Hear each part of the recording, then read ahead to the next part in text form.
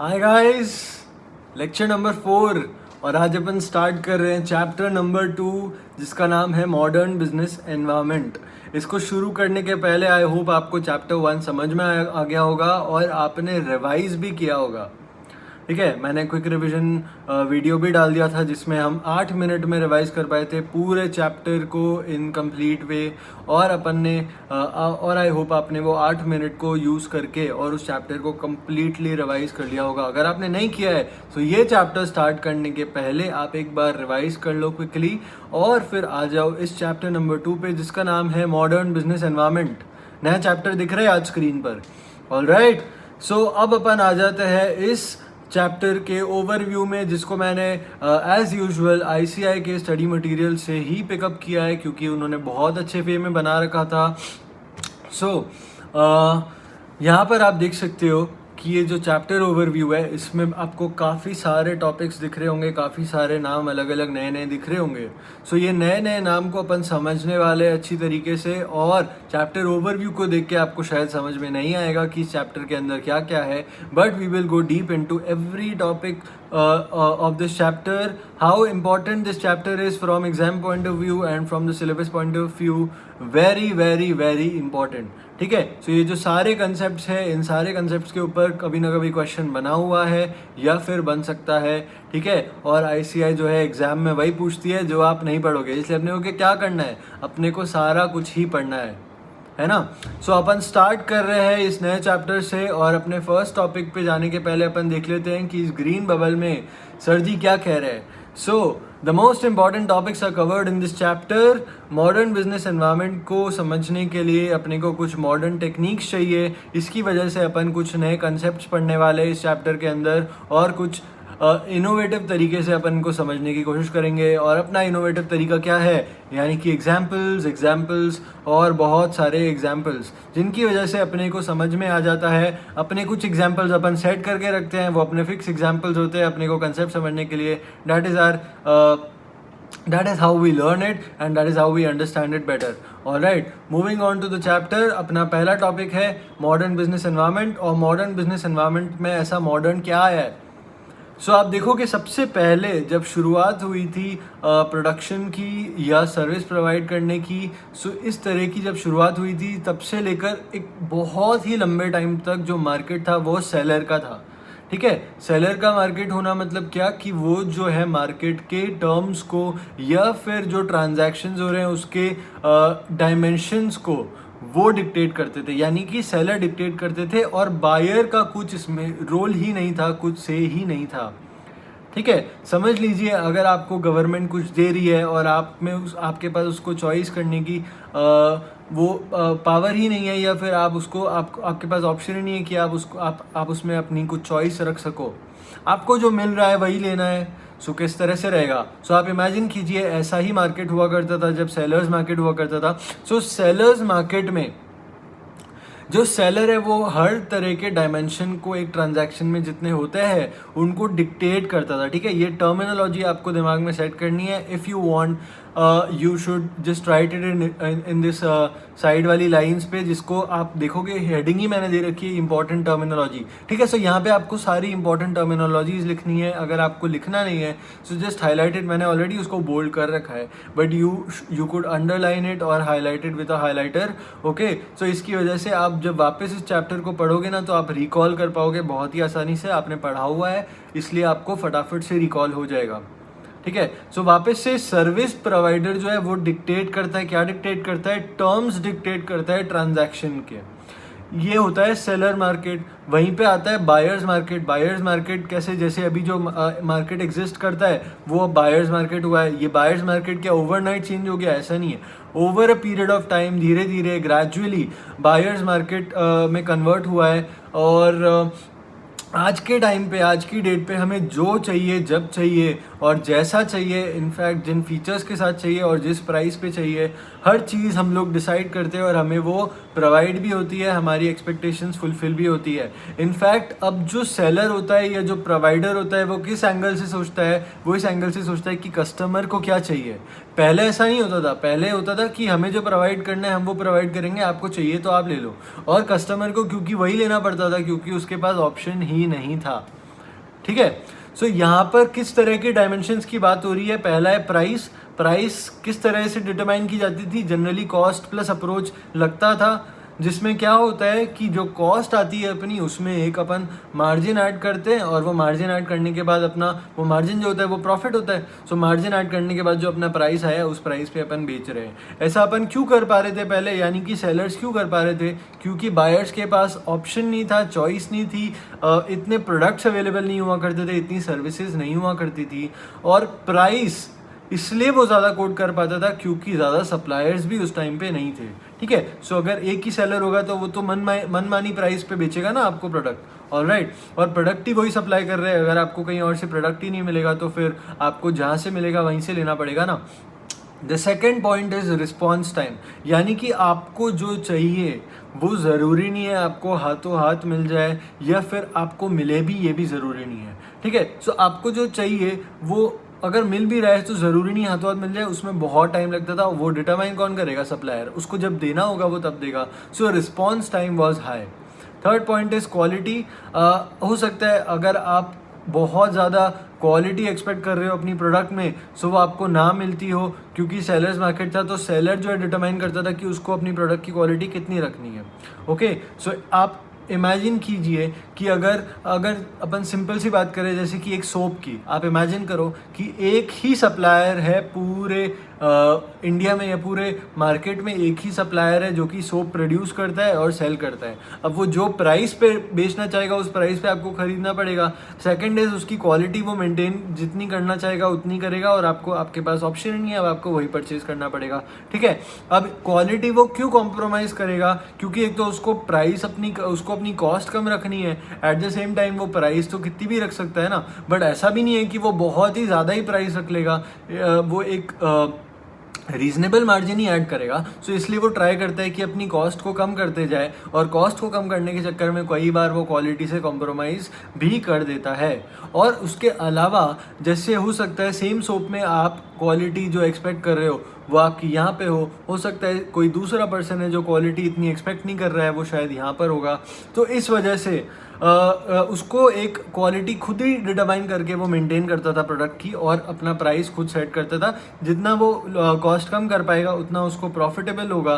सो उसकी वजह से सारी टर्म्स वो ही डिक्टेट करता था। ठीक है। वहीं पे आप सोचो, अभी तो कितने सारे ब्रांड है सोप के, तो कोई वो ही नहीं है ना, मतलब अपने को जिस प्राइस पे चाहिए उस प्राइस पे मिलता है, कम से कम प्राइस पे क्वालिटी प्रोडक्ट चाहिए, तो जितनी बेहतर क्वालिटी अपन चाहते हैं उतनी बेहतर अपने को मिल जाती है। Alright. The last thing is performance. और परफॉर्मेंस क्या है?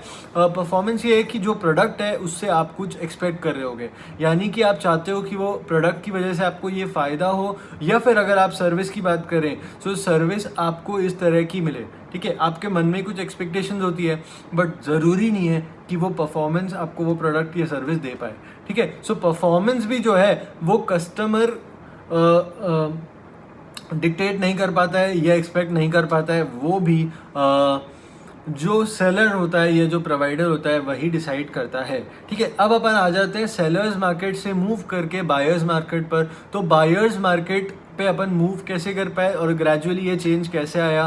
सो इसका सबसे बड़ा रीज़न जो होगा वो है कि इंटरनेशनल बाउंड्रीज जो है, जो इंटरनेशनल बाउंड्रीज जो है वो बहुत ज़्यादा एक्सपैंड हो चुकी है। The whole world is now one market. Alright. So international transitions हुए हैं, मैक्रो इकोनॉमिक पॉलिसीज़ की वजह से ये जो इफ़ेक्ट आया है, टेक्नोलॉजिकल एडवांसमेंट डेवलपमेंट की वजह से, कुछ पॉलिटिकल पॉलिसीज़ की वजह से, और सोशल चेंजेस की वजह से जो है सबसे ज़्यादा इसमें इफ़ेक्ट आया है कि सेलर्स मार्केट से हम धीरे धीरे आए हैं बायर्स मार्केट की तरफ आ चुके हैं। ऑलराइट। सो कुछ एग्जांपल्स अगर अपन ले, जैसे ग्लोबलाइजेशन हुआ। सो ग्लोबलाइजेशन होने की वजह से क्या है कि पूरा वर्ल्ड जो है वो एक मार्केट बन चुका था। इसके बाद कई सारे ऑर्गेनाइजेशंस जो अलग अलग कंट्रीज़ में शायद एग्जिस्ट कर रहे थे, उन्होंने सोचा कि हमें अब एक्सपैंड करना चाहिए। क्योंकि उन्होंने सोचा एक्सपैंड करना चाहिए तो बायर्स के पास, कस्टमर्स के पास चॉइसेस इंक्रीज हुई, इसकी वजह से कंपटीशन भी बढ़ा। कंपटीशन बढ़ने की वजह से शायद जो टर्म्स है वो अब बायर्स की फेवर में आ रही थी, चाहे अपन प्राइस की बात करें,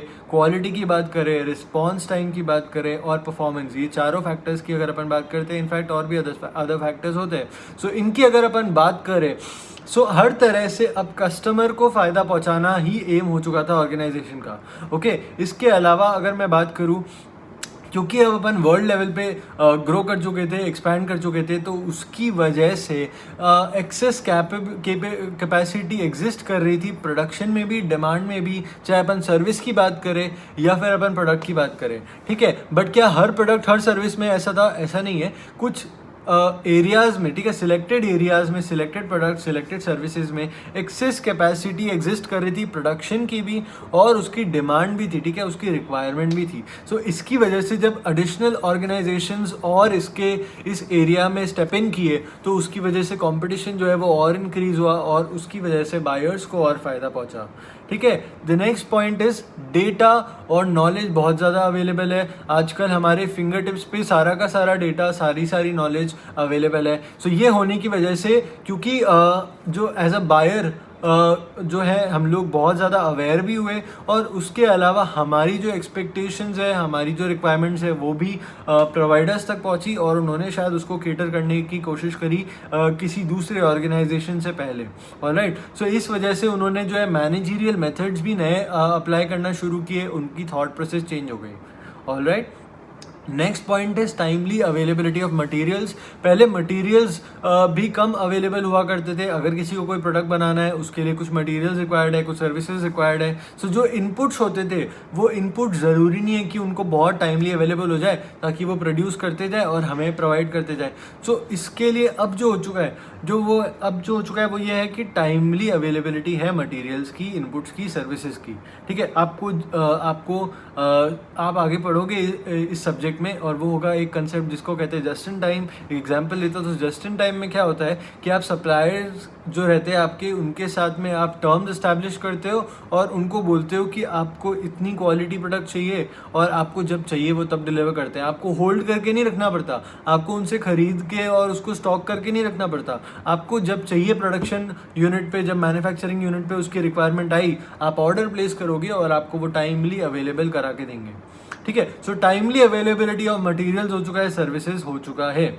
उसके अलावा अगर मैं बात करूँ, सो travelling has become very easy now. Global travel आप कर सकते हो, ट्रांसपोर्टेशन भी बहुत आसान हो चुका है। सो ग्लोबल ट्रैवल एंड ट्रांसपोर्टेशन आसान होने की वजह से भी हम लोग इसमें भी जो पॉइंट है वो ग्लोबलाइजेशन की तरफ ही जाता है। ग्लोबलाइजेशन की वजह से ये सब कुछ हो पाया है, और ट्रैवल और ट्रांसपोर्टेशन भी आसान होने की वजह से जो है ज़्यादा ऑप्शंस अवेलेबल हो गए हैं।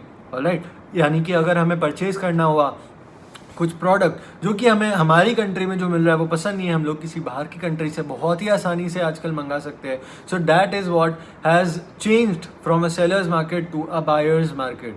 ऑलराइट, सो यहाँ पर ऑर्गेनाइजेशंस के लिए क्या चैलेंज आ जाता है, वो ये है कि उनको अब कस्टमर की नीड्स को सेटिस्फाई करना है। उनको सेटिस्फाई करने के लिए अब एक्सेप्शनल परफॉर्मेंस देना होगा। अगर अपन सर्विस की बात करें या फिर प्रोडक्ट की बात करें, उनको ऐसे फीचर्स ऐड करने पड़ेंगे जिसकी वजह से कस्टमर सेटिस्फाई हो जाए, है ना। सो ये कैसे कर सकते हैं? There are only two ways. One is product differentiation, second is cost leadership. Alright, अब अपन कुछ इंपॉर्टेंट कंसेप्ट्स पढ़ने वाले इस चैप्टर में जो एग्जिस्ट करते हैं, और वो एग्जाम पॉइंट ऑफ व्यू से कितने रेलेवेंट है, बहुत ज़्यादा, ठीक है। हर कंसेप्ट जितने इस चैप्टर के अंदर कवर किए जाएंगे आगे, वो कहीं ना कहीं या तो एग्जाम में पूछे हुए हैं, या फिर देयर इज़ अ ह्यूज और हाई चांस कि वो आपकी एग्जाम में आ जाएगा। और आपको हमेशा ये याद रखना है कि जो आप नहीं पढ़ोगे वही तो ICAI पूछेगा, ठीक है। सो अपने को ये हर टॉपिक जो है बहुत ध्यान से पढ़ना है, और देयर इज़ नो स्कोप कि आप अपना माइंड डाइवर्ट करो। वैल्यू चेन एनालिसिस जितना इंपॉर्टेंट था, उतना ही ज़्यादा इंपॉर्टेंट हर टॉपिक है इस चैप्टर का, ठीक है। सो अब अपन आ रहे हैं अपने पहले इंपॉर्टेंट टॉपिक पे, जिसका नाम है कॉस्ट ऑफ क्वालिटी, ठीक है। कॉस्ट ऑफ क्वालिटी को समझने के लिए अपन एक एग्जाम्पल लेते हैं, और एग्जाम्पल ले रहे हैं अपन एक कंपनी का जिसका नाम है बियर्ड लिमिटेड। क्या है? बियर्ड लिमिटेड, ठीक है। बियर्ड लिमिटेड जो कंपनी है वो बनाती है ट्रिमर्स। क्या बनाती है? ट्रिमर्स। सो बियर्ड लिमिटेड जो एक कंपनी है, उसने ट्रिमर्स बनाने के लिए जो उसको इनपुट्स रिक्वायर होते हैं, जो सर्विसेज रिक्वायर होती है, उसके लिए उसने एक सप्लायर उसका फिक्स कर रखा है। सो जो भी इनपुट मटेरियल आता है उस पर वो इंस्पेक्शन कराती है, ताकि उसमें से कोई डिफेक्टिव इनपुट निकले, कोई डिफेक्टिव मटेरियल निकले तो उसको साइड में कर दिया जाएगा, और बचे हुए इनपुट्स को जो है हम लोग यूज़ करेंगे for making our trimmers, for manufacturing our trimmers. ठीक है, सो उन्होंने डिफेक्टिव को हटाया। ये कैसे कर पाए? उन्होंने वहाँ पे इंस्पेक्शन लगाया था इनपुट मटेरियल्स पर। इंस्पेक्शन लगाने की डेफिनेटली उनको कोई कॉस्ट बेयर करनी पड़ी होगी। ओके, सो अपन अज्यूम कर लेते हैं कि इनको इसकी कॉस्ट लगी 1 लाख रुपए।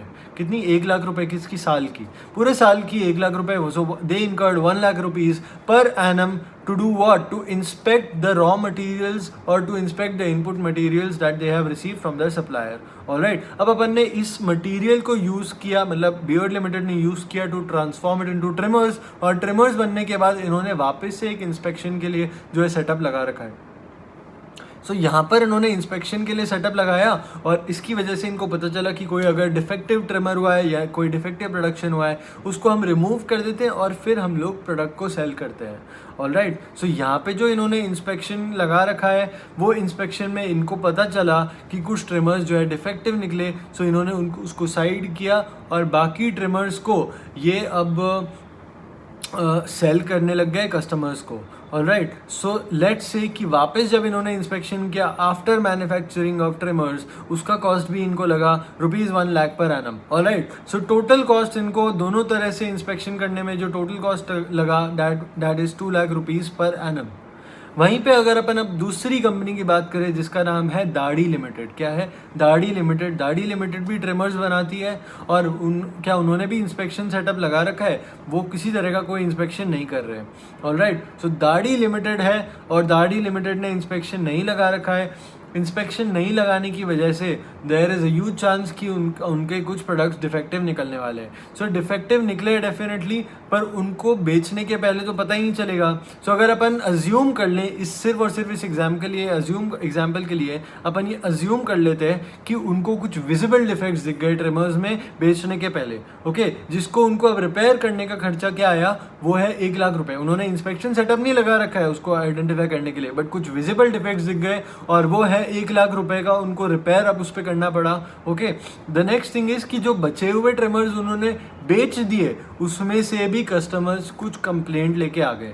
ओके, सो कुछ कंप्लेंट लेके कस्टमर्स आ गए, अब उसको रिजॉल्व करना पड़ेगा, और उसको रिजॉल्व करने के लिए जो कॉस्ट अब बेयर करना पड़ेगा ना दाढ़ी लिमिटेड को, वो भी है लेट्स अज्यूम 1 लाख रुपए। ओके, सो इनका टोटल कॉस्ट जो बैठा 2 लाख रुपए।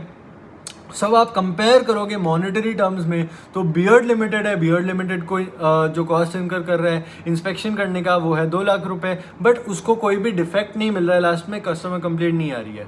वहीं पे दाढ़ी लिमिटेड जो है वो दाढ़ी लिमिटेड कुछ भी इंस्पेक्शन नहीं करा रहा है शुरू में, उसको कुछ विजिबल डिफेक्ट्स दिख रहे हैं और बाद में कस्टमर कंप्लेंट्स आ रही है, बट इन टोटलिटी उसको वो रिजॉल्व और रिपेयर करने के लिए जो है वो भी लग रहे हैं 2 लाख रुपए। सो मॉनेटरी टर्म्स में अगर अपन देखें, so both the companies are equal, दोनों को इक्वल कॉस्ट बेयर करनी पड़ रही है। बट अगर अपन नॉन मॉनेटरी टर्म्स में देखें तो यहाँ पर कौन सी कंपनी को ज़्यादा फायदा होगा, आप सोचो और मुझे जवाब दो। ठीक है, आप जवाब दोगे ना, मुझे आवाज़ आ जाएगी और मैं वेट कर रहा हूँ आपके जवाब का, तो 2 मिनट में वेट करूँगा आपके जवाब का।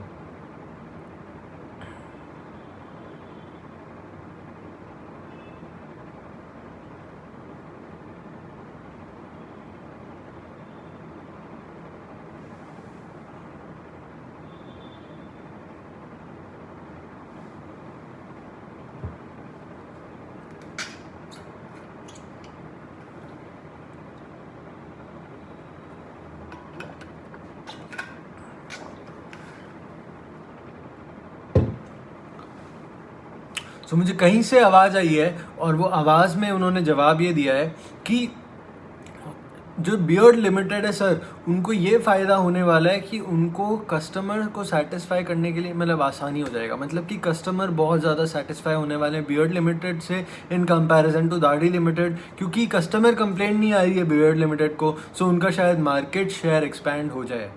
ठीक है, सो बिल्कुल सही जवाब है ये, अगर किसी के दिमाग में आया हो तो, और ये दिमाग में आपके दिमाग में आया था ना, वही आपके दिमाग से मेरे दिमाग में ट्रांसफ़र हो गया था। सो ये जो आंसर है, ये आंसर बिल्कुल सही है। इसमें नॉन मॉनेटरी टर्म्स में अगर अपन बात करेंगे सो यहाँ पर बियर्ड लिमिटेड का मार्केट शेयर एक्सपैंड होने के चांस बढ़ जाते हैं, क्योंकि कस्टमर ज़्यादा सेटिस्फाई होंगे, उनको कोई कंप्लेंट नहीं आ रही है, वो सेटिस्फाइड है प्रोडक्ट से। सो इसकी वजह से उनका मार्केट शेयर एक्सपैंड कर सकता है इन कंपैरिजन टू दाढ़ी लिमिटेड, जिससे शायद कस्टमर्स इतने सेटिस्फाई नहीं होंगे, क्योंकि उनके कंप्लेंट्स उनको जो है ट्रिमर्स में डिफेक्ट्स मिल रहे थे और उनको कंप्लेंट करना पड़ रहा था।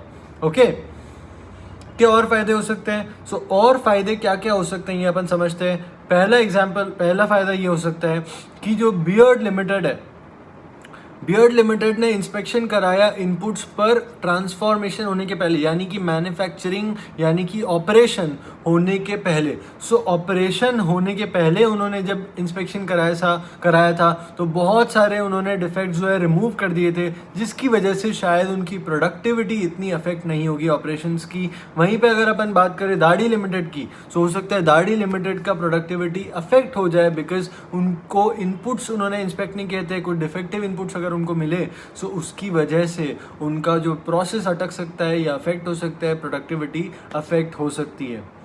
ठीक है, एक फायदा हो गया। दूसरा फायदा जो है वो ये है कि क्योंकि यहाँ पर इन्होंने इंस्पेक्शन किया है ना, बियर्ड लिमिटेड ने शुरू में इनपुट मटेरियल पर, सो इनको पता चल गया कि डिफेक्ट्स होने का रूट कॉज क्या है। ठीक है, सो इनको पता चल गया डिफेक्ट्स होने का रूट कॉज क्या है, कि इनपुट मटेरियल जो है वो डिफेक्टिव आ रहा है। सो अब ये लोग क्या कर सकते हैं, ये लोग सप्लायर से जाके बात कर सकते हैं कि सर हमें बेटर मटेरियल चाहिए, बेटर क्वालिटी मटेरियल चाहिए, या फिर आप डिफेक्ट लेस मटेरियल हमको प्रोवाइड कर पाओ। ओके, सेकंड थिंग, इन्होंने वापस से ट्रांसफॉर्मेशन होने के बाद, यानी कि ट्रिमर्स को मैन्युफैक्चर जो किया ऑपरेशन होने के बाद, फिर से एक इंस्पेक्शन किया, जिसकी वजह से इन्होंने कुछ डिफेक्टिव ट्रिमर्स आइडेंटिफाई किए। और अब ये अगर आइडेंटिफाई करने की कोशिश करेंगे, इसका भी रूट कॉज आइडेंटिफाई करने की कोशिश करेंगे कि ऐसी कौन सी एक्टिविटी है, ऐसा कौन सा रीज़न है जो कि इस डिफेक्ट को प्रोड्यूस करी है, यानी कि ये डिफेक्ट को कॉज कर रही है इन ट्रिमर्स में। सो उसको आइडेंटिफाई अगर कर लेंगे सो उसको इम्प्रूव कर सकते हैं, इन डिफेक्ट्स को भी कम किया जा सकता है। Okay, so they are now able to understand कि डिफेक्ट हो क्यों रहा है। तो अगर ये समझ लेंगे कि क्यों डिफेक्ट हो रहा है, उसको कम करने में लग जाएंगे, यानी कि there will be a process of continuous improvement, जिसकी वजह से हो सकता है इनके डिफेक्ट्स कम हो जाए कंपैरेटिवली। और अब इसका फ़ायदा इनको किस तरह से मिलेगा कि इनको शुरू की इंस्पेक्शन कॉस्ट और ऑपरेशन की बाद की इंस्पेक्शन कॉस्ट दोनों ही अब ये कम कर सकते हैं, क्योंकि इनके डिफेक्ट्स जो है ना वो कंपैरेटिवली अब रिड्यूस हो चुके हैं। बराबर। सो इस तरह से नॉन मॉनेटरी टर्म्स में अपन देखें ना, सो बियर्ड लिमिटेड को कैसे फ़ायदा हो रहा है, पर दाढ़ी लिमिटेड को वो फ़ायदा नहीं हो रहा। वहीं पे मॉनेटरी टर्म्स में बात करें सो दोनों को इक्वल कॉस्ट लग रहा है, 2-2 लाख रुपए। सो मॉनेटरी टर्म्स में दोनों इक्वल पोजीशन पर है, बट नॉन मॉनेटरी टर्म्स में अपन देख रहे हैं ना, अपन जब समझ रहे हैं, सो यहाँ पर बियर्ड लिमिटेड को बहुत ज़्यादा फ़ायदा हो रहा है इन कंपेरिजन टू दाढ़ी limited. Okay, so I hope ये एग्जाम्पल आपको समझ में आया होगा। अब अपन इस एग्जाम्पल को लेके इस कंसेप्ट को समझते हैं। ठीक है, so our first point is cost of quality. और कॉस्ट ऑफ क्वालिटी दो तरह से डिवाइड किया गया है। पहला डिवीजन जो है वो है कॉस्ट ऑफ कंट्रोल, जिसे कहते हैं कॉस्ट ऑफ कन्फॉर्मेंस। ओके, इसे कॉस्ट ऑफ गुड क्वालिटी भी कहा जाता है।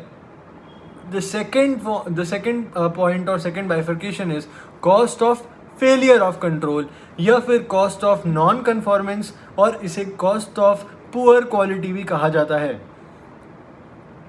ओके, सो यहाँ पर कॉस्ट ऑफ क्वालिटी जो है वो समेशन है, यानी कि cost of good quality plus cost of poor quality is equals to cost of quality. Okay, यहाँ पर मैंने आपके लिए सिंप्लीफाई भी कर रखा है। अगर आप एक और चीज़ समझोगे वो ये होगा कि कॉस्ट ऑफ गुड क्वालिटी मतलब कि cost of prevention and detection of defects, और cost of poor quality is cost incurred due to occurrence of defects. ठीक है, कॉस्ट ऑफ पुअर क्वालिटी क्यों? क्योंकि पुअर क्वालिटी हुआ यानी कि डिफेक्ट हो चुका है, अब उसके बाद अपन को ठीक करने के लिए जो कॉस्ट इनकर करना है वो हुआ अपना कॉस्ट ऑफ पुअर क्वालिटी। और कॉस्ट ऑफ गुड क्वालिटी क्या है कि अपना जो क्वालिटी बेंचमार्क है, जो गुड क्वालिटी है, उसको अचीव करने के लिए अपन ने कुछ प्रोसेस किया, यानी कि प्रिवेंशन कॉस्ट बेयर किया, कुछ डिटेक्शन कॉस्ट बेयर किया। इसकी वजह से अपने को डिफेक्ट्स जो है रिड्यूस अपन कर पाए। बराबर। सो कुछ कॉमन व्यूज़ जो है रिलेटेड कॉस्ट ऑफ क्वालिटी से वो अपन देख लेते हैं फटाफट से। जैसे कि अगर हायर क्वालिटी अपने को अगर अचीव करना है सो हायर कॉस्ट इनकर करना पड़ेगा, या फिर अगर अपन कॉस्ट ऑफ क्वालिटी इनकर करेंगे सो उसकी जगह पे रिजल्टेंट सेविंग जो उसकी वजह से रिजल्टेंट सेविंग जो होगा अपना वो ज़्यादा होगा क्वालिटी इंप्रूव करने की वजह से, यानी कि लेस रीवर्क होगा, स्क्रैप कम होगा, अदर कॉस्ट जो डिफेक्ट से रिलेटेड है वो भी शायद कम होंगी। ओके, सो उसके अलावा एक और पॉइंट जो है वो ये है कि क्वालिटी कॉस्ट अपने को इनकर ही नहीं करनी पड़ती अगर अपन ने प्रोडक्ट जो है पहली बार में ही सही तरीके से बनाया होता, ये सर्विस जो अपन परफॉर्म कर रहे हैं वो पहली बार में सही तरीके से अपन ने परफॉर्म करी होती तो। ठीक है, अब अपन आते हैं components of cost of quality पे। जैसा कि अपन ऑलरेडी समझ चुके हैं कंपोनेंट्स क्या है, कॉस्ट ऑफ पुअर क्वालिटी और कॉस्ट ऑफ गुड क्वालिटी। ठीक है, so cost of good quality के अंदर आता है अपना प्रिवेंशन कॉस्ट, उसके अलावा आता है अपना appraisal cost. Cost of poor quality में आता है अपना इंटरनल फेलियर कॉस्ट और एक्सटर्नल फेलियर कॉस्ट। ठीक है, ये क्या होते हैं अपन डिटेल में आगे समझेंगे। और अपना cost of good quality is also known as cost of conformance, cost of poor quality is also known as cost of non conformance, और या फिर इसे कहते हैं फेलियर कॉस्ट। ठीक है, फेलियर कॉस्ट। सो यहाँ पर अगर अपन बात करें प्रिवेंशन और अप्रेजल कॉस्ट गुड क्वालिटी में आ गए और इधर आया फेलियर कॉस्ट, तो इसको मिला के कह सकते हैं PAF मॉडल, यानी कि प्रिवेंशन, अप्रेजल एंड फेलियर। ठीक है, सो यहाँ पर अपन प्रिवेंशन कॉस्ट को डिस्कस करते हैं, फिर अपन धीरे धीरे appraisal cost, internal failure cost और एक्सटर्नल फेलियर कॉस्ट को भी अंडरस्टैंड करेंगे। सो यहाँ पर अपना प्रिवेंशन कॉस्ट स्टार्ट होता है। प्रिवेंशन कॉस्ट में अपन समझते हैं कि ये कॉस्ट अपन इनकर क्यों करते हैं और इसकी वजह से क्या होता है। सो कॉस्ट अपन अगर इनकर कर रहे हैं ताकि अपन प्रिवेंट कर पाए पुअर क्वालिटी, या फिर अपना जो क्वालिटी अपन अचीव करना चाहते हैं उसमें कोई प्रॉब्लम ना, यानी कि क्वालिटी प्रॉब्लम्स जो हो सकते हैं उनको अवॉइड करने के लिए जो अपन कॉस्ट इनकर करते हैं उसे कहते हैं प्रिवेंशन कॉस्ट। ओके, फिर से एक बार ले लेते हैं। सो प्रिवेंशन कॉस्ट अपन क्यों इनकर कर रहे हैं, ताकि अपना प्रिवेंट कर पाए क्या पुअर क्वालिटी, अवॉइड कर पाए क्या क्वालिटी प्रॉब्लम्स। ओके, इनको इनकर करते हैं अपन प्लान करके, ऐसा नहीं अपने आप हो जाता है, इनको प्लान करते हैं और फिर इनकर किया जाता है। ओके, जैसे अपन ने अगर एग्जांपल ले बियर्ड लिमिटेड के केस में, तो उन्होंने प्लान किया होगा कि हमें इंस्पेक्शन करना चाहिए शुरू में जो सप्लायर मटेरियल आ रहा है उसको, तो उन्होंने प्लान किया फिर उस कॉस्ट को इनकर किया, ऐसा नहीं है कि अपने आप हो गया। ऑलराइट, उसके अलावा क्या वो ऑपरेशन के पहले उन्होंने इनकर किया था? हाँ। सो कोई भी ऑपरेशन होने के पहले ही जो इनकर होता है ना, मतलब कॉस्ट प्रिवेंशन कॉस्ट जो है वो हमेशा ऑपरेशन होने के पहले इनकर होता है। ठीक है, अब ये किससे रिलेटेड होता है? जनरली जो क्वालिटी मैनेजमेंट सिस्टम है, क्वालिटी मैनेजमेंट सिस्टम यानी कि एक सिस्टम, यानी कि ऐसी प्रोसेसेस, ऐसी एक्टिविटीज़ जिसकी वजह से अपन ये ट्राई कर रहे हैं कि अपन अचीव कर पाए, मैनेज कर पाए to achieve this quality standard जो अपन ने सेट किया है। ओके, सो इसका जो पूरा सिस्टम है उसके डिज़ाइन से एसोसिएटेड होता है, उसके अलावा इम्प्लीमेंटेशन से एसोसिएटेड होता है, और उसको मेंटेन करने से भी एसोसिएटेड होता है। ओके, क्या एसोसिएट होता है? Prevention cost. सो प्रिवेंशन कॉस्ट ट्राई करता है कि प्रिवेंट कर पाए पुअर क्वालिटी, अवॉइड कर पाए क्वालिटी प्रॉब्लम्स, और इसकी वजह से फेलियर कॉस्ट को कम से कम रख पाए। एक और चीज़ जो यहाँ पर मेंशन की है वो यह है कि अप्रेजल कॉस्ट को भी कम से कम रखने में हेल्प करता है। वो किस तरह से करता है कि जैसे अपन ने बियर्ड लिमिटेड के केस में सप्लायर मटेरियल यानी कि इनपुट मटेरियल को पहले से इंस्पेक्ट किया था और काफ़ी सारे डिफेक्ट्स निकाल दिए थे, उसकी वजह से शायद अपन को ट्रिमर बनने के बाद जब अपन ने टेस्टिंग करी तो इतना खर्चा अपने को नहीं हो पाया। वहीं पे अगर अपन एग्जांपल लें कि अपन ने शुरू में डिफेक्ट्स रिमूव नहीं किए होते, तो यहाँ पर अपने ट्रिमर्स जो है और डिफेक्टिव बनते, जिसकी वजह से अपने को और ज़्यादा थरो इंस्पेक्शन करना पड़ता, जिसका कॉस्ट शायद और ज़्यादा लगता, तो अप्रेजल कॉस्ट जो है अपना हाई हो जाता वहाँ पर। ओके, सो ये अप्रेजल कॉस्ट और फेलियर कॉस्ट दोनों को ही कम करने में हेल्प करता है। क्या हेल्प करता है? Prevention cost. ओके, एग्जांपल्स हो गए जैसे क्वालिटी प्लानिंग हो गया, ओके, क्वालिटी अश्योरेंस हो गया, यानी कि अपन प्लान कर रहे हैं कितनी क्वालिटी चाहिए और अश्योर कर रहे हैं कि उसको कैसे अपन अचीव कर रहे हैं। उसके अलावा अपना सप्लायर इवैल्यूएशन हो गया कि अपन गलत सप्लायर से तो कुछ नहीं खरीद रहे, या फिर सप्लायर से कुछ गलत प्रोडक्ट तो नहीं खरीद रहे, जो अपन खरीद रहे हैं वो एडुकेट क्वालिटी का है या नहीं, एडुकेट स्टैंडर्ड का है या नहीं। ओके, सो इस तरह से सप्लायर एवेल्यूएशन होता है। इसके अलावा न्यू प्रोडक्ट रिव्यू हो गया, या फिर एरर प्रूफिंग हो गया। अगर कोई एरर है तो अपन ने उसको देख के हटा लिया, मतलब आइडेंटिफाई करके अपन ने उसको रिमूव किया। कैपेबिलिटी है या नहीं अपने पास, क्वालिटी इंप्रूव करने के लिए मीटिंग्स बुलाई, क्वालिटी इंप्रूव करने के लिए प्रोजेक्ट सेटअप किया, ट्रेन किया अपने वर्कर्स को, स्टाफ मेंबर्स को, और एजुकेशन प्रोवाइड किया। इस तरह के कुछ एग्जाम्पल्स हैं जो प्रिवेंशन कॉस्ट में आ जाते हैं, कवर अप हो जाते हैं। Okay, the next point is appraisal cost. और अप्रेजल कॉस्ट में क्या आता है वो देखते हैं। सो अपने को क्योंकि हाई क्वालिटी इंश्योर करनी है, ठीक है, अपने को हर स्टेज पर हाई क्वालिटी इंश्योर करनी है, बराबर। अपने को क्वालिटी स्टैंडर्ड से कंफर्म करना पड़ेगा, जो अपन ने क्वालिटी बेंचमार्क सेट किया है उसको अपने को अचीव करना पड़ेगा, परफॉर्मेंस रिक्वायरमेंट अपने को अचीव करना पड़ेगा।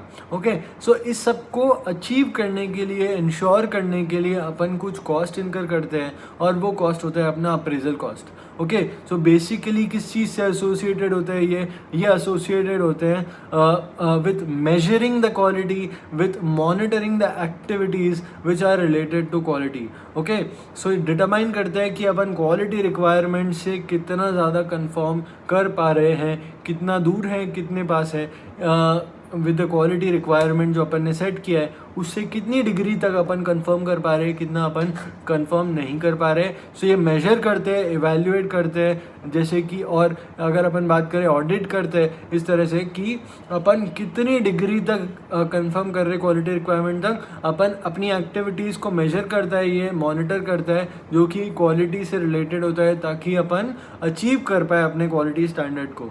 ओके, सो इस वजह से अपन अप्रेजल कॉस्ट को इनकर करते हैं। जनरली आप देखोगे सो इसमें भी सप्लायर एवैल्यूएशन आता है, कस्टमर एवैल्यूएशन आता है, और प्रोसेस को इवैल्यूएट करते हैं, इसमें प्रोडक्ट को भी, यहाँ तक कि प्रोडक्ट तक भी जाते हैं और उसको इवैल्यूएट करते हैं। सर्विसेज के केस में सर्विसेज को इवैल्यूएट करते हैं कि उनमें वो स्पेसिफिकेशंस है जो अपन ने सिलेक्ट किए थे, ठीक है। जैसे अपन ने ट्रिमर्स को in case of beard limited inspect किया था कि क्या वो करेक्टली फंक्शन कर रहे हैं, क्या अपन ने जो स्पेसिफिकेशन उसमें ऐड किए थे वो सारे उसमें हैं, ठीक है। सो इस तरह के सारी तरह से जो इस तरह का जो इंस्पेक्शन होता है प्रोडक्ट का भी, वो भी कवर होता है अपना अप्रेजल कॉस्ट में। कुछ एग्जाम्पल ले लेते हैं, जैसे कि हो गया वेरिफिकेशन, यानी कि अपन ने जिस तरह का प्रोडक्ट सेट किया था बनने के लिए वो हो रहा है या नहीं। क्वालिटी ऑडिट, कितने क्वालिटी पे अपन अचीव कर पा रहे हैं। सप्लायर रेटिंग हो गया। उसके अलावा अपन checking and testing purchase goods and services, अगर अपन ने गुड्स को परचेज किया तो उसको चेक करना, उसको टेस्ट करना। In process and final inspection, यानी कि प्रोसेस के बीच में भी अगर अपन बीच प्रोसेस में कहीं पे अपन सेट करें इंस्पेक्शन यूनिट, तो वहाँ पर जितना प्रोडक्ट बना है उसको अपन इंस्पेक्ट कर रहे हैं, एक्टिविटीज़ को इंस्पेक्ट कर रहे हैं कि क्या वो सही से फंक्शन कर रही है या नहीं कर रही है। और फाइनल भी इंस्पेक्शन हो सकता है, यानी कि प्रोडक्ट बन जाने के बाद। Okay, that is field testing and product process और सर्विस ऑडिट्स हो गया। Calibration of measuring and test equipment हो गया। तो इस तरह की सारी चीज़ें जो है अप्रेजल कॉस्ट में कवर अप हो जाती है। Okay, next comes internal failure cost. So internal failure cost और एक्सटर्नल फेलियर कॉस्ट में एक बहुत ही छोटा सा डिफरेंस है, और वो ये डिफरेंस है कि इंटरनल फेलियर कॉस्ट अपन बेयर तब करते हैं जब इंटरनल फेलियर कॉस्ट जब अपने को बेयर करनी पड़ती है जब अपने को डिफेक्ट मिल जाता है before selling the product. Okay, so product sale होने के पहले ही, अभी तो इंटरनली हमारे पास ये प्रोडक्ट, बट सेल होने के पहले ही हमको इसमें डिफेक्ट मिल गया, सो उसके बाद जो कॉस्ट इनकर होगी वो होगी इंटरनल फेलियर कॉस्ट। वहीं पे अगर अपन ने बेच दिया है और कस्टमर जो है अपने पास कंप्लेंट लेके आता है, अपने को उसको रिजॉल्व करने के लिए जो करना पड़ेगा ना, वो उसमें अपनी जो कॉस्ट बेयर होगी, इनकर होगी, वो होगा अपना एक्सटर्नल फेलियर कॉस्ट। ऑलराइट, अब अपन समझ लेते हैं, इसको डिटेल में पढ़ लेते हैं। सो इंटरनल फेलियर कॉस्ट जो है वो एसोसिएटेड है with defects found before the customer receives the product और सर्विस, यानी कि कस्टमर को अभी तक प्रोडक्ट और सर्विस दिया नहीं गया है, यानी कि अपन ने अभी तक सेल नहीं किया है, उसके पहले जो अपने को डिफेक्ट मिलेंगे ना, उससे एसोसिएटेड होती है इंटरनल फेलियर कॉस्ट। ओके, ये इनकर क्यों की जाती है, ताकि अपन उसको रेमेडी कर पाए डिफेक्ट को, यानी कि अपन रिपेयर कर पाए अपनी आसान भाषा में। ओके, जो अपन ने बेचने के पहले डिस्कवर किया डिफेक्ट, अब अपने को उसको जो रिपेयर करने का जो खर्चा बेयर करना पड़ेगा ना, वो अपना इंटरनल फेलियर कॉस्ट होगा। ठीक है, जैसे दाढ़ी लिमिटेड को विजिबल कुछ डिफेक्ट्स मिले थे ट्रिमर्स में बेचने के पहले, और उसको उन्होंने रिपेयर करने का जो खर्चा बेयर किया था ना 1 लाख रुपए, वो क्या हो गया इनका इंटरनल फेलियर कॉस्ट। ओके, और यहाँ पे अपन फाइनली उसको रिपेयर करने के बाद वापस से क्वालिटी स्टैंडर्ड को मीट करने की कोशिश करते हैं। पर ये क्यों होता है, क्योंकि क्वालिटी स्टैंडर्ड को प्रोडक्ट मीट नहीं कर पाया, मतलब कि डिफेक्ट है। ठीक है, सो इंटरनल फेलियर कॉस्ट अपन को बेयर क्यों करना पड़ा, क्योंकि जो अपना प्रोडक्ट है या अपना सर्विस है वो क्वालिटी स्टैंडर्ड को मीट नहीं कर पाया, उसको अपन ने पहले ही उसमें कोई डिफेक्ट मिल गया, या फिर वो रिक्वायरमेंट जो थी कस्टमर्स की या उसकी जो नीड थी उससे कंफर्म नहीं कर रहा था, और ये अपने को पता चल गया। ठीक है। सो ये जो डेफिशिएंसीज होती है, जो डिफेक्ट्स होते हैं, ये क्यों कॉज होते हैं? या तो प्रोसेस की इनएफिशिएंसीज हो सकती है, या फिर प्रोडक्ट में ही एरर हो सकता है। इसके कुछ एग्जांपल्स हो गए, जैसे कि वेस्ट हो गया, स्क्रैप हुआ, रीवर्क रेक्टिफिकेशन करना पड़ा, फेलियर को एनालाइज करने का खर्चा भी अपना इसके अंदर कवर होता है, डीले हो गया, रीडिज़ाइन करना पड़ा, शॉर्टेज रह गया, फेलियर एनालिसिस फिर से कवर हो गया यहाँ पर, रीटेस्ट करना पड़ा, उसके अलावा डाउन ग्रेडिंग अपना हुआ, डाउन टाइम गया, या फिर lack of flexibility and adaptability, इसकी वजह से अपना इंटरनल फेलियर कॉस्ट जो है वो हो सकता है। ओके, अब आते हैं अपन एक्सटर्नल फेलियर कॉस्ट पर। और एक्सटर्नल फेलियर कॉस्ट जो है वो इनकर किए जाते हैं कि अपन उन सारी प्रॉब्लम्स को, उन सारी कंप्लेंट्स को रिजॉल्व कर पाए जो कि कस्टमर्स अपने पास लेके आते हैं। यानी कि अपनी प्रोडक्ट में डिफेक्ट तो मिला है, पर वो किसको मिला है? कस्टमर को। यानी कि अपना प्रोडक्ट बिक चुका है और उसके बाद जो डिफेक्ट मिला है कस्टमर को और वो कंप्लेंट लेके आया है, उसको रिजॉल्व करने के लिए जो आपको खर्चा करना पड़ेगा, that will be covered under your external failure cost. Okay, so ये जो कॉस्ट है ये कब अगर होता है? जब भी प्रोडक्ट और सर्विस जो है वो डिज़ाइन क्वालिटी स्टैंडर्ड को मीट नहीं कर पाता है। अपन उसको कब तक डिटेक्ट नहीं कर पाते हैं? जब तक अपन ने कस्टमर को ट्रांसफर कर दिया हो। मतलब कि कस्टमर को ट्रांसफर करने के बाद ही अपने को ये रियलाइज होता है। कैसे? क्योंकि वो अपने पास कंप्लेंट लेके आता है। सो अपने को ये रियलाइज हुआ कि it did not meet the design quality standard, या फिर उसकी जो रिक्वायरमेंट थी, एक्सपेक्टेशन थी, उससे मीट नहीं कर पाया। So now we have to resolve the issue. इसके लिए जो कॉस्ट बेयर किया वो आया अपना एक्सटर्नल फेलियर कॉस्ट के अंदर। ओके, पर इसकी वजह से क्या हो रहा है? Customer dissatisfaction. यही अपना जवाब था ना कि दाढ़ी लिमिटेड को क्या नॉन मॉनेटरी डिसएडवांटेज है। सो ये वही है, कस्टमर डिससेटिस्फैक्शन कॉज करता है एक्सटर्नल फेलियर कॉस्ट। ओके, इसके कुछ एग्जांपल हो गए, जैसे कि रिपेयर या फिर सर्विसिंग, और warranty claims, complaints, returns. Okay, repairing goods and redoing services, warranties फिर से आगे यहाँ पर, और उसके अलावा losses due to sales reductions. Okay, क्योंकि अपने को इसकी वजह से डिससेटिस्फैक्शन कॉज होता है ना, तो अपना सेल कम हो जाता है, यानी कि अपना मार्केट शेयर ये तो ग्रो नहीं कर पाता या फिर कम हो जाता है, जिसकी वजह से अपने को लॉस होता है इनकम का। सो ये जो लॉसेज है ना वो भी इसके अंदर कवर हो जाता है, और उसके अलावा एनवायरमेंटल कॉस्ट जो है वो भी इसके अंदर कवर होता है। ओके,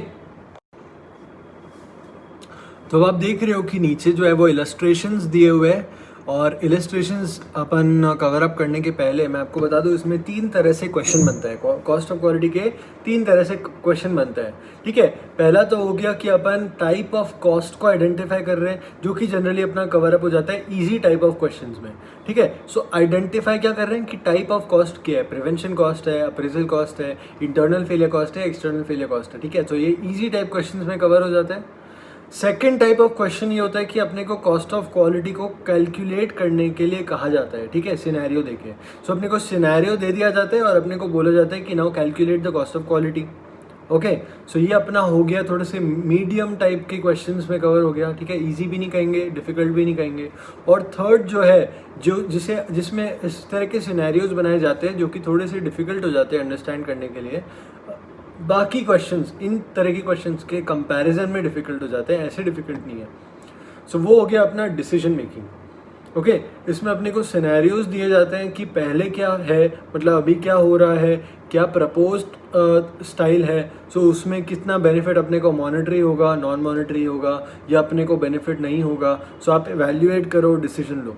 ओके, सो ये हो गया अपना थर्ड टाइप का क्वेश्चन। सो 3 टाइप के इसमें क्वेश्चन बनते हैं। First is identify the type of cost, second is calculate the cost of quality, and third is decision making. Okay, so ये तीनों टाइप के क्वेश्चंस मैंने आपको बता दिए। अब अपन जो है मैं आपको बता दूं, इलस्ट्रेशंस में आप देखोगे आपको 4 इलस्ट्रेशंस दिख रहे होंगे, और उसके बाद आपको ICI के क्वेश्चन दिख रहे होंगे। सो 4 इलस्ट्रेशन जो है उसमें से 2 illustration are very simple, which are the easy level वाले, identify the type of cost. फिर 2 जो है वो मीडियम लेवल वाले, जिसमें हमें कॉस्ट ऑफ क्वालिटी कैलकुलेट करना है। फिर आते हैं अपने ICI वाले, जिसमें हमको डिसीजन मेकिंग वाले क्वेश्चन दिख जाएंगे। ऑलराइट, सो एक क्वेश्चन मैं कराऊंगा, second question will be homework for you which will be discussed in the next class, third question मैं कराऊंगा, fourth will be discussed in the next class, will be your homework. Okay, but ये question start करने के पहले अपन एक बार quickly फिर से revise कर लेते हैं। और मैं आपको रिवाइज कराने के पहले आपको कहूँगा कि आपको क्या करना है। सबसे पहले कॉस्ट ऑफ क्वालिटी जहाँ पे हेडिंग दी है ना, वहाँ पर डैश करके वहाँ पे साइड में जो लाइन्स है वहाँ पर आपको लिखना पड़ेगा दाढ़ी लिमिटेड और बियर्ड लिमिटेड वाला एग्जाम्पल। ठीक है, वो लिखो, और उसके बाद ठीक है। मीनवाइल आप पॉज कर देना है वीडियो को यहाँ पर, और उसके बाद आपको क्या करना है, फिर ये फटाफट से आप सुनो और फिर we will jump on to the questions. Alright, so अब अपन फिर से एक बार क्विकली रिवाइज कर लेते हैं कितने टाइप का अपने कंपोनेंट्स है और उसके अंदर क्या क्या है। Okay, so cost of quality is divided into two parts. One is cost of conformance, also known as cost of good quality. Second is cost of non-conformance, which is also known as cost of poor quality. Cost of good quality is divided into two costs, which is prevention cost and appraisal cost. Cost of poor quality is divided into two parts, which is internal failure cost and second is external failure cost. Okay, prevention cost upon incur करते हैं to prevent quality problems, to avoid quality issues, और poor quality को completely अपन prevent कर पाए, इसलिए अपन prevention cost incur करते हैं। इसको generally पहले से plan किया जाता है, ऑलराइट। और फिर इनकर जब अपन करते हैं सो अपने को इसमें एम होता है कि अपना डिज़ाइन क्वालिटी स्टैंडर्ड से अपन मीट कर पाए। जनरली किससे एसोसिएटेड होते हैं ये, design, implementation and maintenance of quality management system. और उसके अलावा अपन ने क्या देखा कि ये फेलियर कॉस्ट और अप्रेजल कॉस्ट को मिनिमम पे रखने में हेल्प करते हैं। कुछ एग्जाम्पल्स देखे थे। नेक्स्ट अपन आते हैं अपने अप्रेजल कॉस्ट पे। अप्रेजल कॉस्ट क्या होता है, अपन इनकर करते हैं to measure and monitor the activities which are related to the quality, ताकि वो डिज़ाइन ताकि वो अपने जो क्वालिटी स्टैंडर्ड्स है उसकी रिक्वायरमेंट से मीट कर पाए। ठीक है, सो ये जनरली क्या करता है, ये मेजर करता है the degree of conformance to quality standards. Alright, इसमें भी अपन ने कुछ एग्जांपल्स देखे थे। अब अपन आ जाते हैं अपने इंटरनल फेलियर कॉस्ट पे। इंटरनल फेलियर कॉस्ट वो कॉस्ट है जो अपन इनकर करते हैं रेमेडी करने के लिए वो सारे डिफेक्ट्स को जो अपन आइडेंटिफाई करते हैं बिफोर द प्रोडक्ट और the service is actually sold और given to the customers. Okay, so customer को प्रोडक्ट और सर्विस पहुंचने के पहले अपन ने कोई डिफेक्ट आइडेंटिफाई किया है, उसको रिजॉल्व करने के लिए, रेक्टिफाई करने के लिए, रेमेडी करने के लिए जो कॉस्ट इनकर होगा वो होगा अपना internal failure cost. Okay, the next cost is external failure cost. External failure cost अपन इनकर करते हैं जब भी अपने को रिजॉल्व करना होता है कंप्लेंट जो कि कस्टमर लेके आते हैं, तो यानी कि अपने प्रोडक्ट या सर्विसेज में वो डिफेक्ट्स है या फिर वो कस्टमर की रिक्वायरमेंट एक्सपेक्टेशंस को मीट नहीं कर पा रहे और कस्टमर अपने पास जनरली कंप्लेंट लेके आता है, फिर अपन उसको रिजॉल्व करते हैं। इस सारी चीज़ में जो खर्चा होता है अपना वो होता है अपना एक्सटर्नल फेलियर कॉस्ट। इसकी वजह से अगर अपना सेल्स रिड्यूस होता है क्योंकि कस्टमर डिससेटिस्फाई होता है, कस्टमर डिससेटिस्फैक्शन कॉज होता है, जिसकी वजह से अपना मार्केट शेयर ये तो ग्रो नहीं कर पाता या फिर अपना और रिड्यूस हो जाता है, जिसकी वजह से अपने को लॉस ऑफ इनकम होता है, और ये भी कवर हो जाता है अपने एक्सटर्नल फेलियर कॉस्ट में। ओके, सो आई होप आपको 5 मिनट में फटाफट से कॉस्ट ऑफ क्वालिटी जो है ये समझ में आ गया होगा। Now we will come to illustrations. I hope आप अपना एक नोटबुक बना के बैठे होंगे, और अगर आपने नहीं बनाया तो आप फटाफट से एक नोटबुक बना लीजिए जिसमें हम ये लिखने वाले हैं। Okay, at the same time you have to keep tagging कि ये पेज नंबर कौन सा है वहाँ अपने नोटबुक में लिखिएगा, और आपके नोटबुक का पेज नंबर क्या है वो आप यहाँ पर लिखिएगा, so that it becomes easier for you जब आप बुक लेके बैठे या ये नोट्स लेके बैठे, so you can quickly jump on to your solution. Okay, so first question अपन देखते हैं जो कि जिसका लेवल इजी है, और इसमें अपने को क्या करना है, we have to identify the type of cost. Okay, अब क्वेश्चन पढ़ने के पहले मैं आपको बता दूं आपको क्वेश्चन को पढ़ने का स्टाइल क्या होना चाहिए। आप जब क्वेश्चन पढ़ोगे ना, ये तो बहुत ही छोटा सा क्वेश्चन है, आपको इस टाइप के क्वेश्चन नहीं पूछने वाला है। आईसीआई के क्वेश्चन आप देखोगे तो आपको बहुत बड़ी रामायण दिखेगी, उसमें आपको बहुत बड़ी स्टोरी दिखती रहेगी। सो आपको बहुत जल्दी रीड करना आना चाहिए क्वेश्चन को, और क्विकली उसको ग्रैस्प करना चाहिए। इसके लिए आपको क्या करना है, अपनी पेंसिल उठानी है और क्विकली अंडरलाइन करते जाना है जो भी बहुत इंपॉर्टेंट पॉइंट आपको लग रहा है क्वेश्चन के अंदर। ओके, सो इसकी वजह से क्या होगा, आपको फटाफट क्वेश्चन बैठता जाएगा दिमाग में, and then quickly you will be able to jump on to the solution. Alright, so बहुत ज़्यादा कहानियाँ हैं, और क्योंकि अपना पेपर जो है वो बड़ा आता है, अपने को इतनी कहानियाँ पढ़ने का टाइम नहीं है, अपने को सोल्यूशन भी लिखना है, बराबर ना। So we have to learn to manage time from the beginning, right from the start. So अब अपन स्टार्ट करते हैं अपने क्वेश्चन को। First question is identify the type of cost. Raju limited जो कि कंपनी है वो एयर कंडीशनर मैन्युफैक्चर कर रही है। ठीक है, एयर कंडीशनर मैन्युफैक्चर कर रही है, कौन सी, राजू लिमिटेड। 10,000 उन्होंने एसी बनाए, जिसमें से उनको लगता है जिसमें से उन्होंने 10% जो है डिफेक्टिव निकाल लिए। ठीक है, ये 10% जो डिफेक्टिव है ये है before being sold to the customer. अब आपको यहाँ पे क्या इंपॉर्टेंट लग रहा है वो ये है before being sold to the customer. You should have highlighted it right now. Okay, so underline कर लो फटाफट से, before being sold to the customer. So Raju limited is a company जो कि एयर कंडीशनर मैन्युफैक्चर कर रही है। उन्होंने 10,000 एसी बनाए हैं, 10,000, जिसमें से 10% जो है उसमें उनको डिफेक्ट मिला है। पर ये डिफेक्ट कब मिला है, कस्टमर को बेचने के पहले। अब इसको रिपेयर करने के लिए उन्होंने 5 लाख रुपए इनकर किए। ठीक है। सो 10% कितने हो गए 10,000 के, अपना हो गया 1,000 AC। 1,000 AC उनको डिफेक्टिव मिले before being sold to the customer. इसको रिपेयर करने के लिए उन्होंने कॉस्ट बेयर करी है 5 लाख रुपए की। बताओ ये जो 5 लाख रुपए की कॉस्ट बेयर करी है ये कौन सी टाइप की कॉस्ट हुई? सो अगर आपको याद होगा ये कवर अपनी हो जाती है इंटरनल फेलियर कॉस्ट में। क्यों इंटरनल फेलियर कॉस्ट में कवर हुई? क्योंकि अपन ने इंटरनल फेलियर कॉस्ट में ये समझ लिया था कि अपने को इंटरनल फेलियर कॉस्ट में जो कॉस्ट बेयर कर रहे हैं वो हो रहा है to repair, to remedy, to rectify the defects which have been identified but before being sold to the customer. Okay, so I hope आपको ये समझ में आ गया होगा। ओके, सो नेक्स्ट क्वेश्चन जो है वो आप ट्राई करने वाले हो, ये आपके लिए होमवर्क है और हम लोग कल की क्लास में इस क्वेश्चन को डिस्कस करेंगे। Okay, let's come on to the third question. और थर्ड क्वेश्चन है मीडियम लेवल का और इसमें हमें कैलकुलेट करना है cost of quality. Okay, so ध्यान से पढ़ते हैं क्वेश्चन को। इसमें से जितने भी इंपॉर्टेंट पॉइंट्स अपन आइडेंटिफाई करने वाले हैं उसको आपको हाईलाइट करना है, अंडरलाइन करना है, जैसे भी आपको कंफर्टेबल लगे। ओके, सो LML लिमिटेड करके एक कंपनी है। LML limited has decided to not inspect the cloth purchased from their suppliers. तो उन्होंने जो है रॉ मटेरियल जो उनके सप्लायर से आ रहा है उसको इंस्पेक्ट ना करने का डिसीजन ले लिया है। ओके, सो इन्होंने क्या किया, अब क्लॉथ को डाई किया और उसको बेडशीट में कन्वर्ट कर दिया। सो यहाँ पर बेडशीट बना रहा है LML लिमिटेड और LML लिमिटेड बेडशीट बनाने के लिए जो क्लॉथ परचेज करता है ना उसके सप्लायर से उसको इंस्पेक्ट नहीं कर रहा है। ठीक है, सो यहाँ पर हमने बोला कि बेडशीट उन्होंने बना लिया है, फिर उसके बाद ये लोग चेक कर रहे हैं कि कोई विजिबल डिफेक्ट दिख रहा है क्या। ओके, सो ये विजिबल डिफेक्ट आइडेंटिफाई करने के लिए ये लोग 1 लाख रुपए खर्चा करते हैं पर एनम। ओके, सो आप देख रहे हो यहाँ पर इन्होंने आइडेंटिफाई करने के लिए कि कोई डिफेक्ट है क्या, पर कब, ऑपरेशन हो जाने के बाद इन्होंने अब इंस्पेक्शन लगाया यहाँ पर और 1 लाख रुपए पर एनम यहाँ पे कॉस्ट बेयर कर रहे हैं to identify if there is any defect.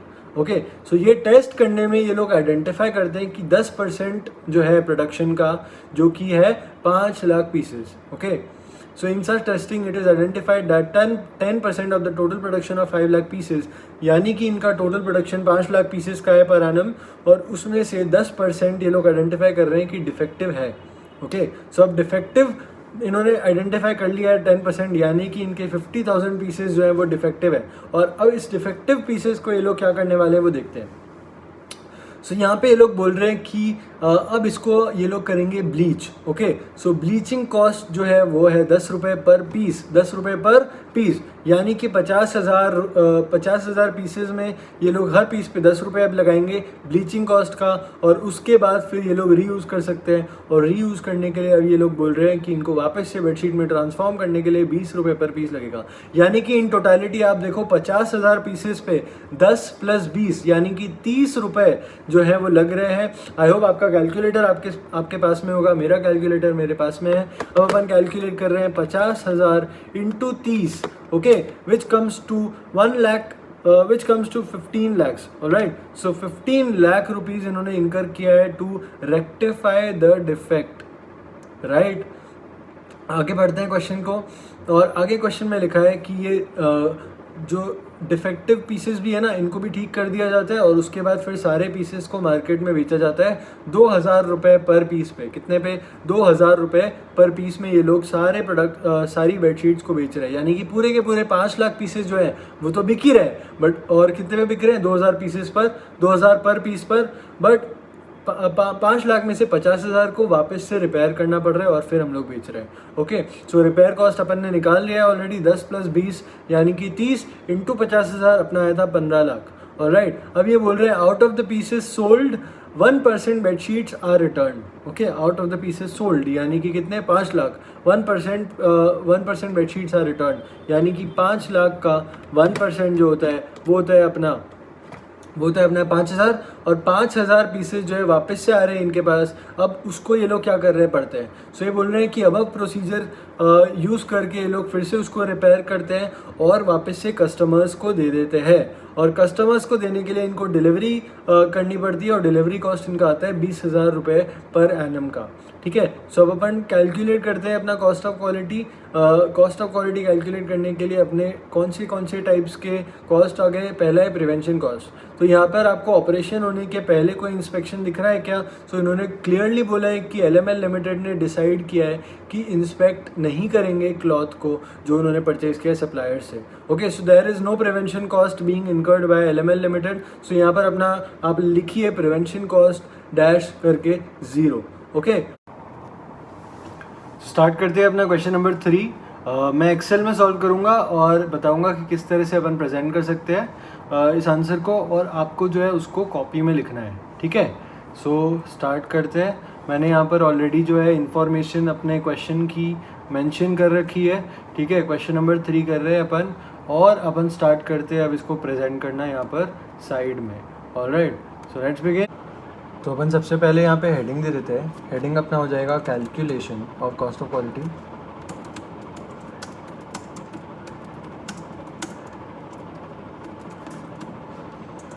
अब अपन अपने कॉलम्स को हेडिंग दे देते हैं। सबसे पहले अपना आ गया पर्टिकुलर्स, और अपन साइड में लिख देते हैं अमाउंट। ओके, पर्टिकुलर्स में सबसे पहला कॉस्ट आता है अपना प्रिवेंशन कॉस्ट। प्रिवेंशन कॉस्ट अपने केस में अगर आपको याद हो, LML लिमिटेड ने ये डिसाइड किया है कि जो भी मटेरियल सप्लायर से आ रहा है उसको वो लोग इंस्पेक्ट नहीं करने वाले। सो ऑपरेशन होने तक वो लोग कुछ भी इंस्पेक्शन नहीं कर रहे। इनफैक्ट ऑपरेशन होने के पहले उन लोगों का किसी तरह का कोई कॉस्ट इनकर नहीं हुआ है। If we talk about how they are planning to maintain their quality standard, तो इसके लिए उन्होंने इस पुअर क्वालिटी को अवॉइड करने के लिए, ये प्रिवेंट करने के लिए इन्होंने इस तरह का कोई एक्सपेंडिचर ऑपरेशन होने तक नहीं किया है। सो अपना प्रिवेंशन कॉस्ट इस केस में जो है नील है। इसको मैं रो नेम दे देता हूँ, और वो दे देता हूँ मैं A, और अमाउंट अपना हो जाएगा नील। फिर मेरा आता है अप्रेजल कॉस्ट।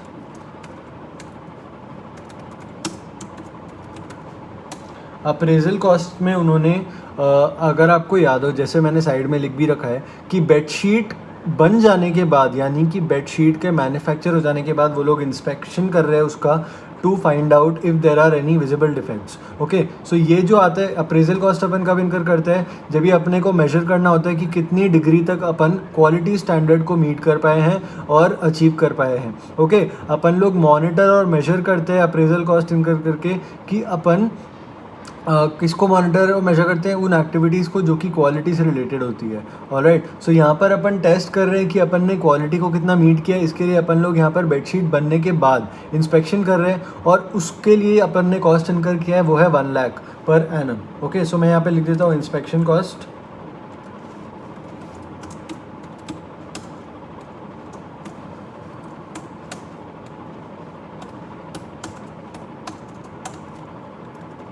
तो ये हो गया अपना cost of good quality. Alright, इसको दे देता हूँ मैं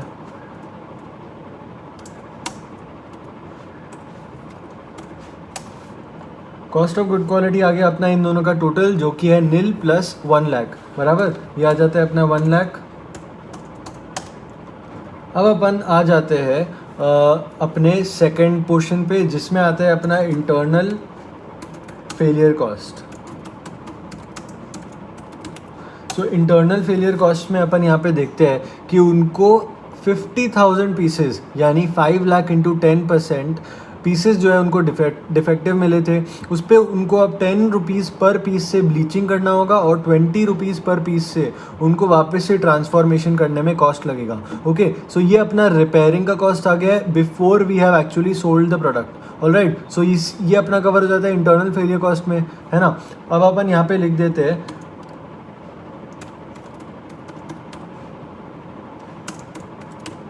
ब्लीचिंग कॉस्ट और ट्रांसफॉर्मिंग कॉस्ट। ठीक है, मैं इसको दे देता हूँ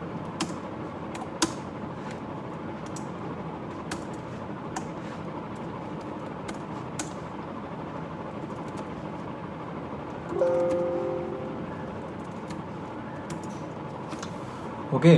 सो यहाँ पर अपना ब्लीचिंग कॉस्ट क्या है, ब्लीचिंग कॉस्ट अपने को दे रखा है 10 रुपीज़ पर पीस के हिसाब से। ऑलराइट। सो यहाँ पर डेफिनेटली अपन इंटरनल फेलियर कॉस्ट का अपने को नोट बनाना पड़ेगा टू शो द कैलकुलेशंस। सो अपन यहाँ पे लिख देते हैं नोट 1, और ब्लीचिंग कॉस्ट अपन यहाँ पे अभी के लिए लिख देते हैं कैलकुलेट करके, जो कि होगा अपना 50,000 इंटू 10 रुपीज़। ऑलराइट, सो यह आया अपना 5 लाख रुपीज़, और ट्रांसफॉर्मिंग कॉस्ट है अपना 20 इंटू 50,000, यानी कि अपना कितना आ जाएगा ये 10 लाख रुपीज़। ऑलराइट, सो यहाँ पे अपन लिख देते हैं 10 लाख।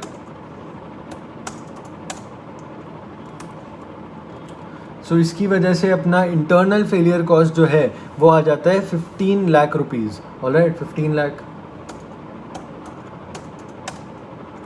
इसको भी मैं बोल्ड कर देता हूँ, आप राइटिंग में नहीं कर पाओगे बट मैं एक्सेल में अभी कर देता हूँ। Okay, next we are moving on to external failure cost. और एक्सटर्नल फेलियर कॉस्ट का भी अपन नोट बनाएंगे क्योंकि वहाँ पे भी कैलकुलेशन इन्वॉल्व रहेगी।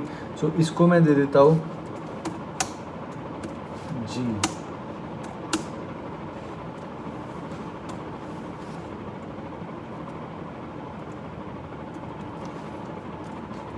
ठीक है, अब यहाँ पे अपना एक्सटर्नल फेलियर कॉस्ट के अंदर भी ब्लीचिंग और ट्रांसफॉर्मिंग कॉस्ट दोनों ही ऐसा का ऐसा एप्लीकेबल रहेगा, क्योंकि आपको याद है जो 5,000 डिफेक्टिव पीसेस आए थे उनको रिपेयर करने का खर्चा जो है वो एकदम सेम प्रोसेस पे होगा जैसा कि अपने को इंटरनल फेलियर कॉस्ट में हो रहा था। ऑलराइट, सो अपने को ब्लीचिंग का वही 10 रुपये पर पीस और ट्रांसफॉर्मिंग का वही 20 रुपये पर पीस लग रहा है। उसके अलावा एडिशनल कॉस्ट जो यहाँ पे लग रहा है वो है डिलीवरी कॉस्ट, जो कि 20,000 पर आनम लग रहा है। ये डिलीवरी कॉस्ट इसलिए लग रहा है क्योंकि रिपेयर करने के बाद अपने को कस्टमर को वही प्रोडक्ट वापस से डिलीवर करना पड़ेगा, उसका अपन एक कॉस्ट बेयर कर रहे हैं जो अपने को दे रखा है 20,000 पर एनम। ओके, सो अपन यहाँ पर ब्लीचिंग और ट्रांसफॉर्मिंग कॉस्ट लिख देते हैं और उसके नीचे अपन लिख देते हैं डिलीवरी कॉस्ट। ब्लीचिंग कॉस्ट में भी अपन अभी कैलकुलेशन शो करेंगे नीचे नोट में, बट अभी के लिए अपन अमाउंट लिख देते हैं। ओके, सो इसको मैं नाम दे देता हूँ H।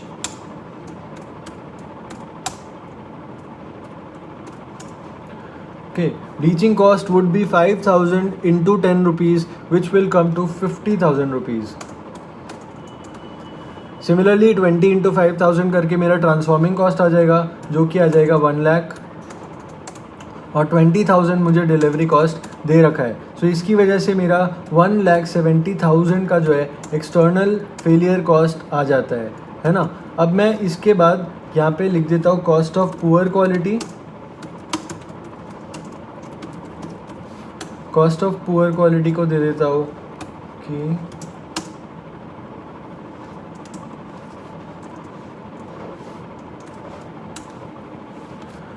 ऑलराइट, यहाँ पे मैंने D+G करके के बता दिया है, और ये अपना आ जाता है 16,70,000 रुपीज़ बराबर।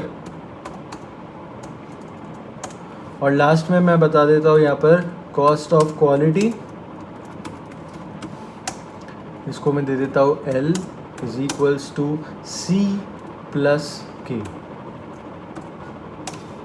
और ये अपना आ जाता है 17,70,000 रुपीज़ बराबर। तो इस तरह से अपन ने अपना कैलकुलेशन शो किया, और यहाँ पे इसको मैं कॉलमनर फॉर्म में डाल देता हूँ, ये अपना ग्रिड लाइंस आ गई। सो इसकी वजह से अपना प्रेजेंटेशन इस तरह से दिखेगा अपने सोल्यूशन का। ऑलराइट, सो आप देख सकते हो कितना डिटेल्ड वे में अपन ने इसको प्रेजेंट कर दिया है।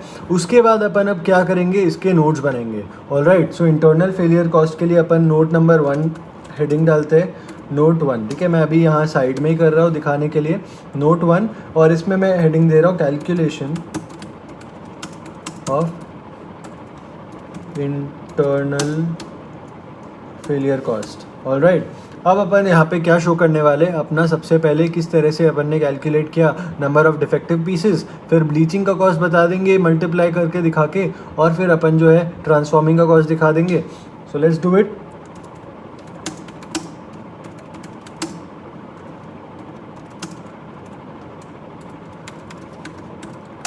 सो यहाँ पर अपन शो कर देते हैं 5 लाख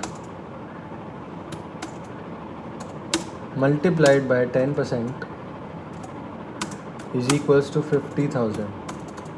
ठीक है। सो अपने नंबर ऑफ पीसेज जो अपन ने डिफेक्टिव ढूंढे थे वो अपन कैलकुलेट करके बता दिया है।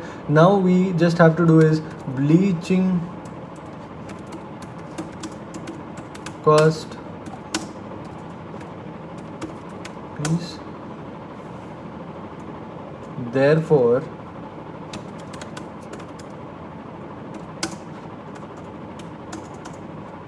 multiplied by 10 is equals to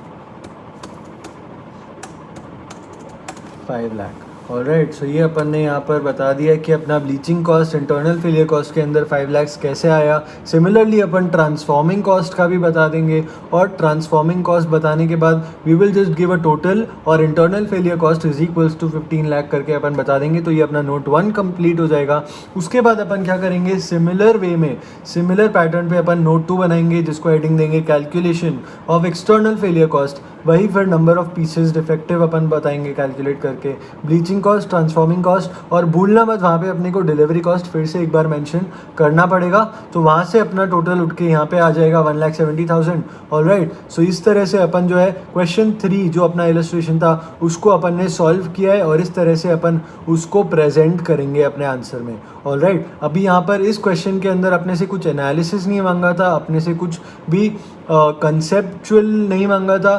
थोड़ा बहुत डिटेल अगर अपन देना चाहते हैं तो अपन we could give about the type of cost, अपन ने कैसे डिफरेंशिएट किया कि कौन सा कॉस्ट क्या है, which actually depends on the number of marks the question carries. Okay, so अभी अपने को इस क्वेश्चन में कैलकुलेट करना था और शो करना था जो अपन कर चुके हैं। Alright, so the question required to for you to calculate the cost, और अपन ने कैलकुलेशन शो कर दिया है विद द नोट्स।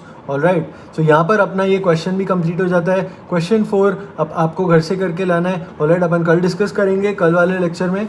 और उसके अलावा अब जो मैं बात करना चाह रहा हूँ वो ये है कि अपन बाकी के जो ICI वाले क्वेश्चंस बचे हैं, और क्वेश्चन नंबर 2 और क्वेश्चन नंबर 4 जो इलस्ट्रेशन का है, जो आपका होमवर्क है, वो अपन कल अगले लेक्चर में डिस्कस करेंगे।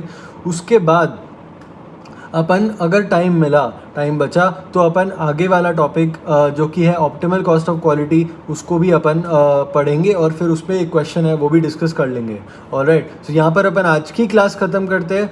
और अगर आपको ये लेक्चर पसंद आया हो और आपको पढ़ाने का स्टाइल समझ आ रहा हो, या फिर अगर आपको कुछ चाहिए कि मैं मॉडिफाई करूँ कुछ, या फिर किस तरह से और इम्प्रूव कर सकता हूँ, तो आप प्लीज़ फीडबैक मुझे प्रोवाइड कर सकते हैं थ्रू ईमेल और थ्रू व्हाट्सएप। मेरा नंबर और ईमेल आईडी दोनों ही आपके पास है, नीचे डिस्क्रिप्शन बॉक्स में भी मैं वो मेंशन करता हूँ, और इस लेक्चर के एंड में भी वो उसका स्लाइड रहता है। उसके अलावा आपको क्या करना है, अगर आपने सब्सक्राइब नहीं किया है चैनल को तो प्लीज़ सब्सक्राइब कीजिए। लेटेस्ट अपडेट्स आपको मिलते रहेंगे, बेल आइकन आप दबाना मत भूलना। ओके, और उसके अलावा आप अपने फ्रेंड्स को बताइए कि किस तरह से ये मटेरियल और ये लेक्चर्स दोनों ही बिल्कुल फ्री है। ऑलराइट, अगर आपको समझ में आता है, सो that is what I am aiming for. Okay, so let's end today's lecture here. All right, see you tomorrow.